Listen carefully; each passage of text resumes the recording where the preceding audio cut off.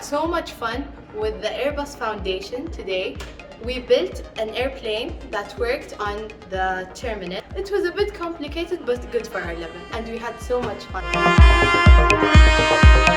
Today we're at school, and the Airbus Foundation has come to our school in Najd to teach us about airplanes and how they work. And we built an airplane that was 3D printed, and we used technology to create a moving airplane.